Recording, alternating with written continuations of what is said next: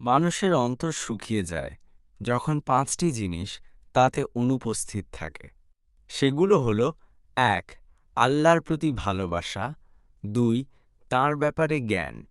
৩. আল্লাহর স্মরণ অর্থাৎ জিকির। ৪. তাঁর নিকট দোয়া ও প্রার্থনা। এবং ৫. তাওহীদের প্রতি বিশ্বাস।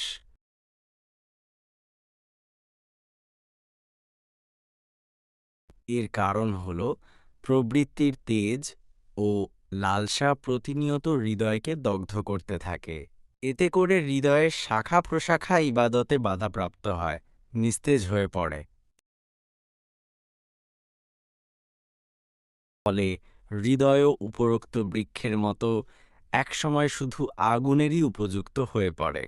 ধ্বংস সে সকল লোকদের জন্য যাদের হৃদয় কঠিন হয়ে গেছে আল্লাহর স্মরণ থেকে।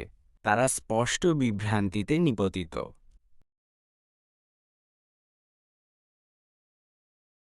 হৃদয় যখন রহমতের বর্ষণে সিক্ত থাকে, অঙ্গ প্রত্যঙ্গগুলো থাকে সতেজ ও কোমল, তখন হৃদয়কে আল্লাহর ইবাদতের প্রতি আহ্বান করা হলে তা দ্রুত সাড়া দেয় এবং শরীরের প্রতিটি কোষ তখন তার সঙ্গ দেয়।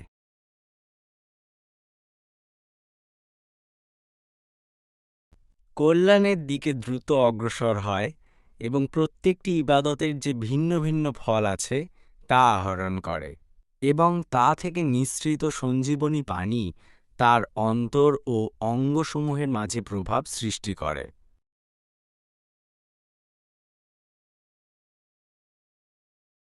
বিপরীতে অন্তর যদি পানিশূন্য অর্থাৎ খুশুখুজু বিহীন হয়ে পড়ে, তার সঞ্জীবনী শক্তি হারিয়ে ফেলে। ফলে তার শাখা প্রশাখাও ইবাদত বিমুখ হয়ে পড়ে।